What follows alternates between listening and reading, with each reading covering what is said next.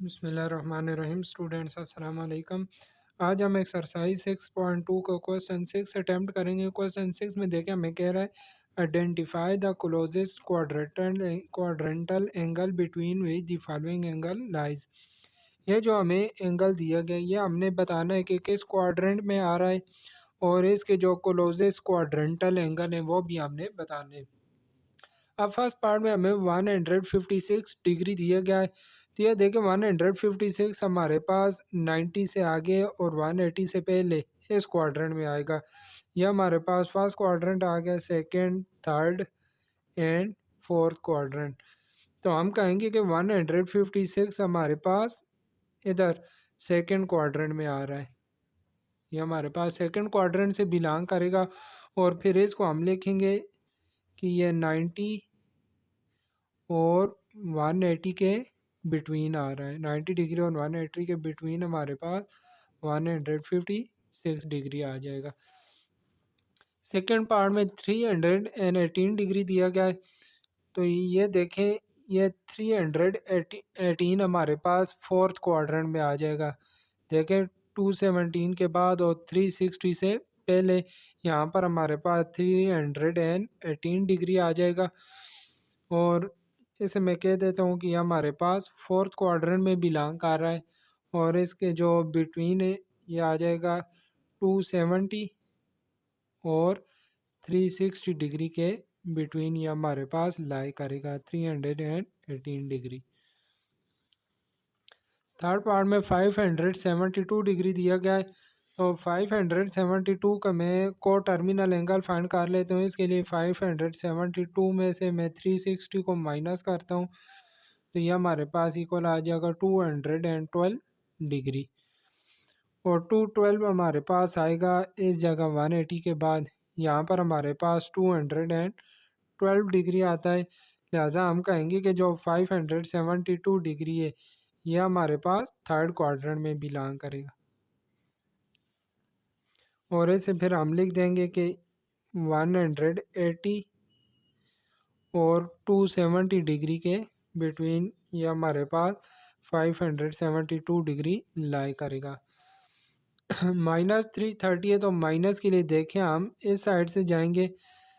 अगर -330 का भी हमको टर्मिनल एंगल फाइंड करें तो -330 प्लस 360 कर देंगे, तो ये हमारे पास आ जाता है 30 डिग्री। और 30 डिग्री देखें हमारे पास इधर फर्स्ट क्वाड्रेंट में आ जाएगा। तो लिहाजा ये जो -330 डिग्री है ये भी हमारे पास यहाँ पर फर्स्ट क्वाड्रेंट में आ जाएगा। इसके साथ मैं लिख देता हूँ बिलोंग टू फर्स्ट क्वाड्रेंट, और ये बिटवीन आएगा 0 एंड 90 डिग्री के। -330 डिग्री लाई करेगा 0 एंड 90 डिग्री के बिटवीन। क्वेश्चन 7 है। क्वेश्चन 7 भी हमारे पास क्वेश्चन 6 की तरह ही है। इसमें भी देखिए कह रहा है right the closest quadrantal angle between which the angle lie, right your answer in radiance. यहाँ पर हमें जो एंगल दिया गया था वो डिग्री में दिया गया था, इधर हमारे पास रेडियंस में दिया गया और इसका आंसर भी हमने रेडियंस में लिखना है। तो देखिए ये जो क्वाड्रेंटल एंगल है ये भी मैंने रेडियंस में लिख लिए। अब पाई/3 है, पाई/3 को हम देखते हैं कि ये किस क्वाड्रेंट में लाई करता है।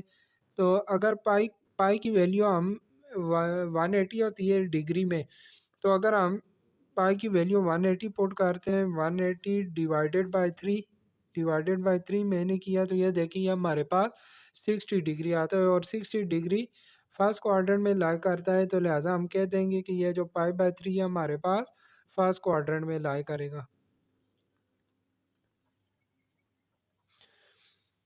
ये हमारे पास पाई/3 इस जगह आ जाएगा फर्स्ट क्वाड्रेंट में। इसका आंसर हम लिख सकते हैं कि ये 0 और पाई/2 के बिटवीन में लाई करता है। 0 पाई/3 एंड पाई/2। पाई/3 हमारे पास 0 और पाई/2 के बिटवीन लाई करेगा। 3 पाई/4 है, ये हमारे पास first quadrant, second, third and fourth आ गए। 3 पाई/4 इसको हम देखते हैं कि यह किस क्वाड्रेंट में हमारे पास लाई करता है। पाई की वैल्यू 180 लगाते हैं, तो 180 मल्टीप्लाई 3 डिवाइडेड बाय 4, ये देखिए हमारे पास आता है 135 डिग्री। और 135 डिग्री हमारे पास सेकंड क्वाड्रेंट में आता है, क्योंकि 90 से आगे ये हमारे पास इधर सेकंड क्वाड्रेंट में आ जाएगा। तो 3π/4 भी हमारे पास सेकंड क्वाड्रेंट में लाई करेगा, ये हमारे पास इस जगह आ जाएगा एंगल। तो इसे फिर हम लिखेंगे कि ये हमारे पास π/2 और पाई के बिटवीन लाई करता है, ये 3π/4।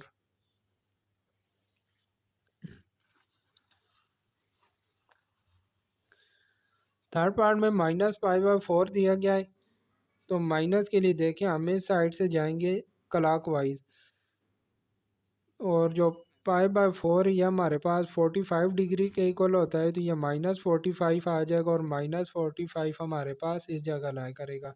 तो हम कहेंगे कि ये जो -π/4 है ये हमारे पास 3π/2 और 2π के बिटवीन आ जाएगा। 3π/2 और 2π के बिटवीन ये हमारे पास -π/4 लाई करेगा। -3π/4, ये देखें हमने देखा था कि ये 3π/4 हमारे पास 135 डिग्री की इक्वल था। तो -3π/4 जो ये हमारे पास -135 डिग्री की इक्वल होगा। और यहाँ से अगर हम क्लॉक वाइज चलें तो -135 हमारे पास इधर इस क्वाड्रेंट में आ जाएगा। तो ये क्वाड्रेंट हमारे पास थर्ड क्वाड्रेंट आ जाता है, तो इसलिए हम कहेंगे -3π/4 थर्ड क्वाड्रेंट में लाई करेगा। और इधर हम लिखेंगे कि ये पाई और 3π/2 के बिटवीन आ जाएगा, -3π/4। क्वेश्चन 8 में कहता है इन विच क्वाड्रेंट थीटा लाइज। हमने बताना है कि यह हमारे पास एंगल किस क्वाड्रेंट में आ रहा है। क्वेश्चन 8 में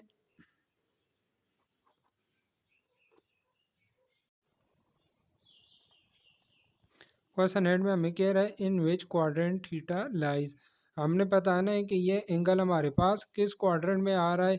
यहाँ पर देखें साइन ग्रेटर देन 0 मीन के साइन हमारे पास पॉजिटिव है, ten less than 0 ten negative है। तो यह चीज़ आपने पहले याद रखनी है कि फर्स्ट क्वाड्रेंट में जितनी भी ट्रिग्नोमेट्रिक रेशोज है वो पॉजिटिव होती हैं, साइन काज टेन फर्स्ट क्वाड्रेंट में ऑल पॉजिटिव।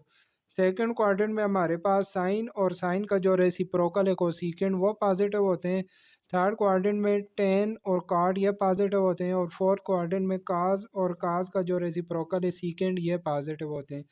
हम यहाँ पर देखें हमारे पास साइन पॉजिटिव दिया हुआ है, तो साइन हमारे पास किस क्वाड्रेंट में पॉजिटिव होता है, सेकंड क्वाड्रेंट में।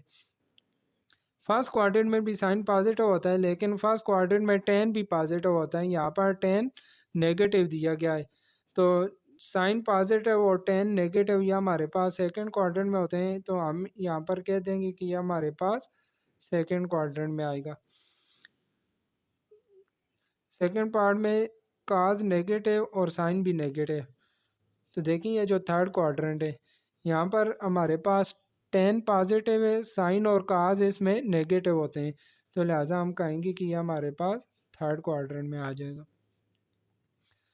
थर्ड पार्ट में क्या था, सीकेंड पॉजिटिव साइन नेगेटिव। तो यहाँ पर देखें इधर हमारे पास सीकेंड पॉजिटिव आ रहा है, बाकी जो साइन और टेन है वो इधर हमारे पास नेगेटिव होते हैं।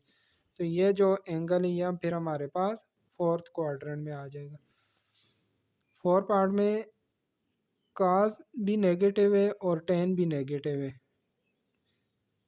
तो मतलब कि साइन पॉजिटिव काज और टेन नेगेटिव है। तो यहाँ पर हमारे पास साइन पॉजिटिव है, काज और टेन नेगेटिव है। तो ये सेकंड क्वाड्रेंट आ गया।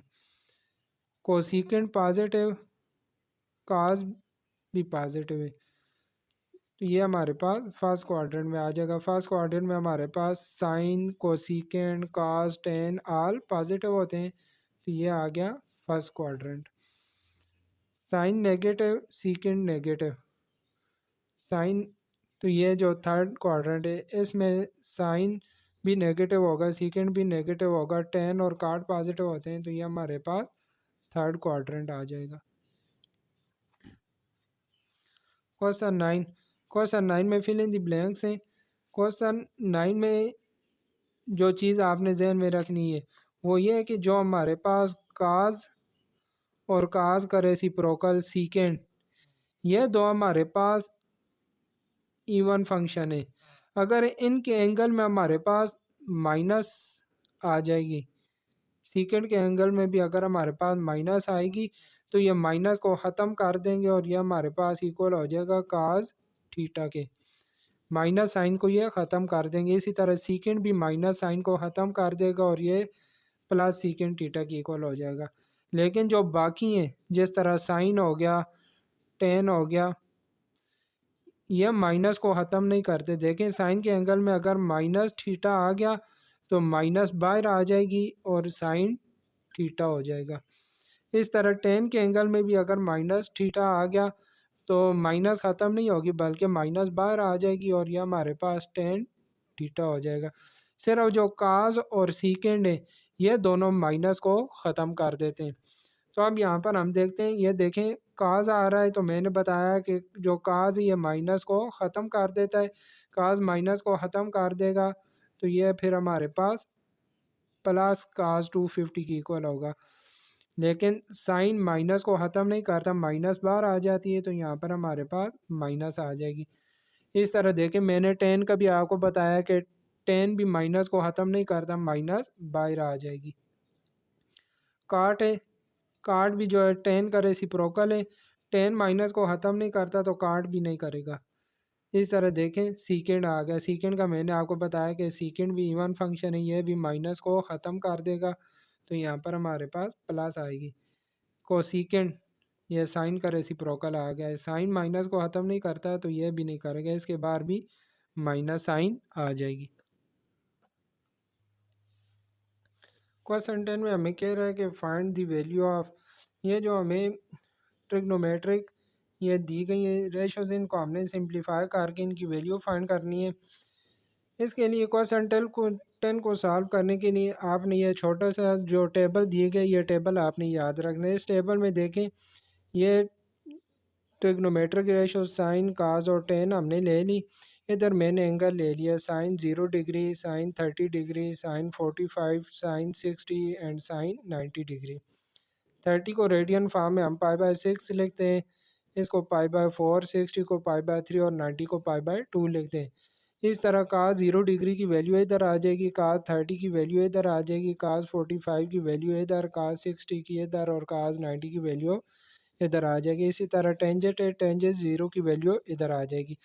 अब ये जो फर्स्ट लाइन है ये आपने याद रखनी है, 0, 1/2, √2/2, √3/2 और 1। काज की ये वैल्यू फाइंड करने के लिए आप क्या करें, ये जो ऊपर वैल्यू दी हुई है इनको उल्टा के लिख दें, 1 को इधर करके लिख दें, फिर √3/2 लिख दें, फिर आगे √2/2, फिर आ जाएगा 1/2 और आगे 0। यह हमारे पास देखें काज की वैल्यू फाइंड हो गई है। अब टेन की वैल्यू फाइंड करने के लिए साइन पे काज की वैल्यू डिवाइड कर दें, 0 पे 1 डिवाइड करेंगे तो यह हमारे पास 0 ही आ जाएगा। 1/2 पे जब इस वैल्यू को डिवाइड करेंगे तो देखें डिनोमिनेटर से 2 कैंसिल हो कि यह हमारे पास 1/√3 रह जाएगा। इस तरह इस वैल्यू पे इसको डिवाइड करेंगे, दोनों सेम वैल्यू आपस में कैंसिल हो के 1 आ जाएगा। इस तरह इस वैल्यू पे इसको डिवाइड करेंगे, डिनोमिनेटर से 2 कैंसिल हो के हमारे पास √3 रह जाएगा। और 1 पे जब 0 को डिवाइड करेंगे तो यह हमारे पास अनडिफाइन या इन्फिनिटी आ जाता है। तो यह टेबल आपने याद रखना है, यही टेबल हम इधर ये जो 5 पार्ट है इन 5 पार्ट में यही टेबल हमने यूज़ करना है। अब देखें जो इसका फर्स्ट पार्ट है, फर्स्ट पार्ट में दिया गया है 2 sine 45 degree and cos 45 degree. 2 इसी तरह ही आएगा, साइन 45 डिग्री की हम वैल्यू पुट कर देते हैं। तो ये देखें साइन, यह साइन आ रहा है और यह 45 डिग्री की यह वैल्यू आ रही है √2/2। इस तरह काज 45 डिग्री की वैल्यू भी √2/2 ही है। तो साइन 45 की वैल्यू भी √2/2 है और काज 45 की वैल्यू भी √2/2 है। दोनों की जगह मैंने वैल्यू पुट कर दी है। 2 को इसी तरह ही रखते हैं। यह देखें अंडर रूट 2 और अंडर रूट 2 मल्टीप्लाई होकर अंडर रूट 2 का स्क्वायर आ जाएगा डिवाइडेड बाय 2। 2 से मल्टीप्लाई होकर 2 2 ज़ार 4। यह देखें स्क्वायर एंड स्क्वायर रूट आपस में कैंसिल हो गए, तो ये आ गया 2 मल्टीप्लाई, इधर हमारे पास 2 रह जाएगा डिवाइडेड बाय 4। 2 को 2 से मल्टीप्लाई करें तो ये 4/4, 4 4 से कैंसिल होकर इसकी वैल्यू हमारे पास 1 आ जाएगी। तो इस चीज़ की वैल्यू हमारे पास 1 आ गई है।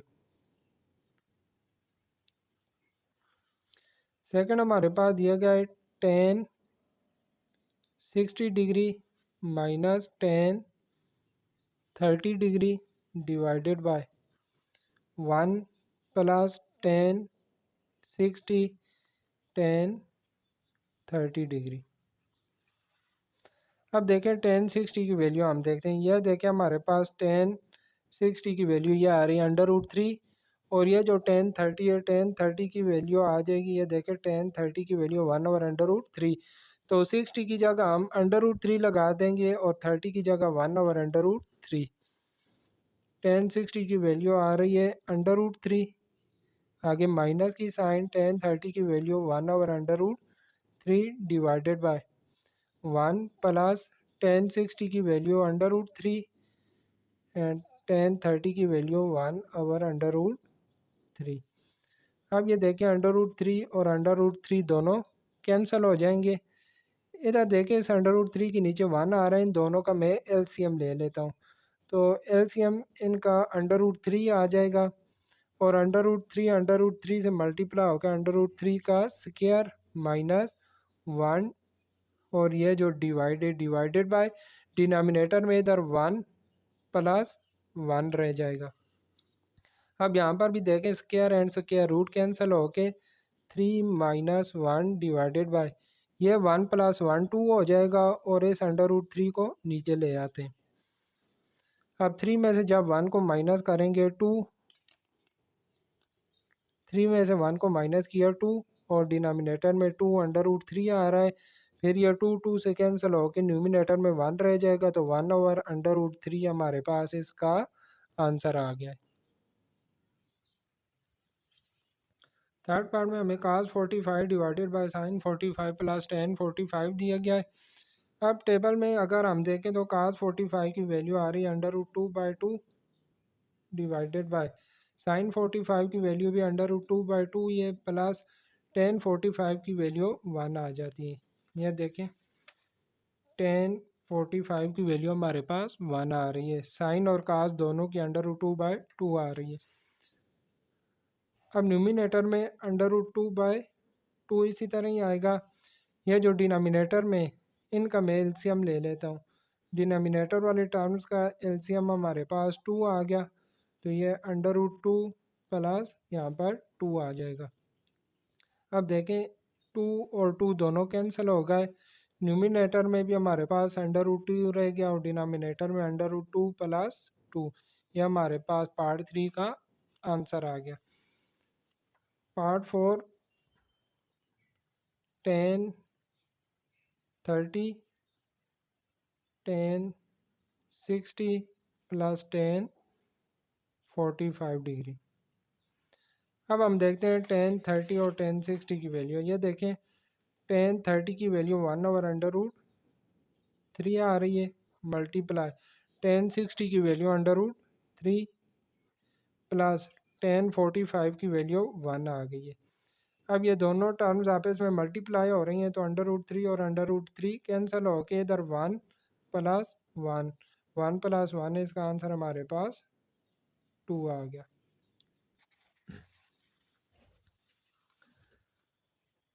पार्ट 5 में cos π/3 cos π/6 माइनस sin π/3 और sin π/6।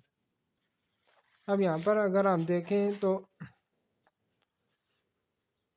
पहले आ रहा है cos π/3, ये cos और ये π/3 है। cos π/3 की वैल्यू हमारे पास 1/2 आ जाएगी। आगे cos π/6 की वैल्यू आ गई है 3/2, दरम्यान में माइनस की साइन, फिर साइन π/3, साइन π/3 की वैल्यू √3/2 और साइन π/6 की वैल्यू आ जाएगी 1/2। ये देखिए √3 1 से मल्टीप्लाई होकर √3 और 2 से मल्टीप्लाई होकर 4 माइनस, इस तरह यहाँ भी √3 1 से मल्टीप्लाई होकर √3 और 2 से मल्टीप्लाई होकर 4। ये देखिए दोनों सेम टर्म्स है, ये प्लस वाली ये माइनस वाली, ये दोनों कैंसिल होकर इनका आंसर हमारे पास 0 आ जाएगा।